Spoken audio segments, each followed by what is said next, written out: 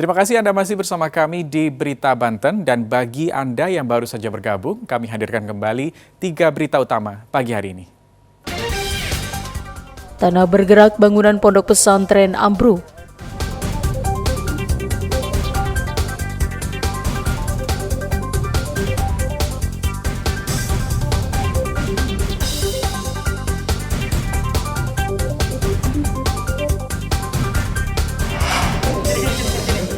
Polisi tangkap 13 pelaku pengedar ganja sintetis.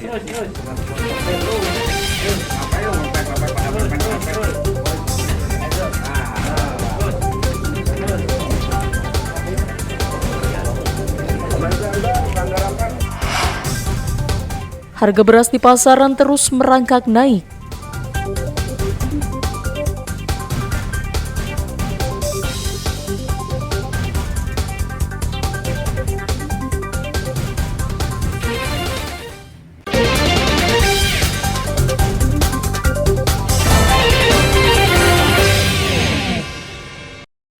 Harga beras di sejumlah wilayah masih tinggi, seperti yang terpantau pada tingkat agen beras di Jalan Cigeraya, Pondok Aren, Tangerang Selatan. Harga beras jenis premium dan medium mengalami kenaikan yang cukup signifikan dan sudah terjadi secara bertahap dari akhir tahun lalu hingga memasuki bulan kedua tahun ini. Menurut pihak agen, pemicu kenaikan harga beras di pasaran yakni dampak dari cuaca yang tidak menentu, sehingga petani mengalami gagal panen dan sulitnya mendapatkan stok beras di tingkat distributor. Untuk jenis beras premium berisi 50 kg yang tadinya dijual Rp530.000 naik menjadi Rp610.000. Untuk harga 20 kg beras premium masih normal yakni Rp300.000. Sedangkan untuk beras medium berisi 50 kg naik dari Rp480.000 menjadi Rp550.000. Sementara untuk beras medium ukuran 10 dan 5 kg sudah tidak dijual karena kelangkaan stok dari gudang. Selain harga, pembeli maupun pelanggan sudah banyak yang mengeluhkan dengan kualitas beras yang dijual. Tidak hanya itu, beberapa beras juga sudah mulai kosong. Dampak dari naiknya harga beras saat ini, penjualan beras pun mengalami penurunan hingga 50%. Langganan juga pada mondar-mandir. Karena kan pas datang ke sini lihat beras nggak sama lagi sama yang bulan-bulan kemarin, terus pergi, terus ada langganan lain datang ke sini, terus langganan kayak diobok-obok gitu, pindah-pindah. Iya. Ada yang sudah mengeluh itu, protes juga. Oh banyak, hampir semua sih kalau saya bilang. Oh pada ngeluh? Iya ngeluh, tetap ngeluh mah.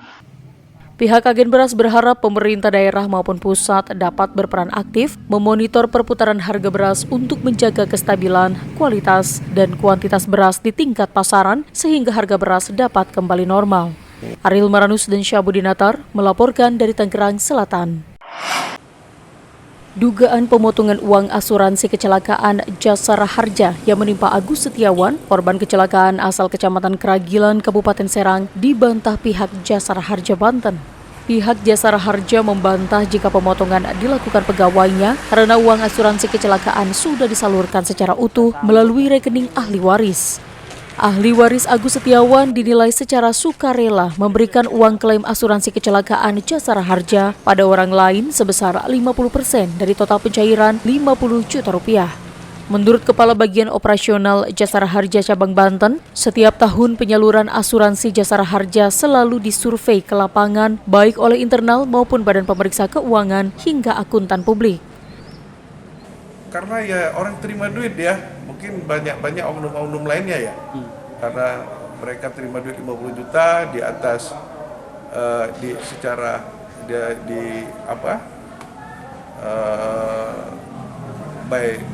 melalui rekening. Kan rekening, kalau menurut saya pikiran bahwa rekening itu kan diterima oleh ahli waris korban. Kalau dia memberikan, terserah dia, berarti kalau dia memberikan, dia rela memberikannya daripada dari tabungan dia. Tabungan kan sudah di tabungan dia. Di tabungan milik atas nama dia sendiri, tidak atas nama orang lain. Pihaknya menghimbau ahli waris korban kecelakaan baik luka maupun meninggal dunia untuk mengurus sendiri proses klaim asuransi Jasara Harja karena proses yang mudah dan tidak perlu meminta bantuan calo atau orang lain karena rentan terjadi kasus pemotongan. Ariel Maranus dan Rizal Ramdhani melaporkan dari Kota Serang. Sejumlah anggota keluarga, kerabat, dan para pelayat terlihat mengikuti jalannya prosesi pemakaman mantan pelatih timnas sepak bola Benny Silvianus Dolo atau Benny Dolo di TPU Pondok Benda, Pamulang, Tangerang Selatan. Isak tangis pun pecah saat mantan pelatih timnas dan juga pelatih legendaris sepak bola Indonesia ini dimasukkan ke liang lahat dengan diiringi doa-doa. Salah seorang keluarga bernama Aska mengatakan jika dirinya menyampaikan rasa terima kasih kepada semua pihak yang telah memberikan ucapan bela sungkawa.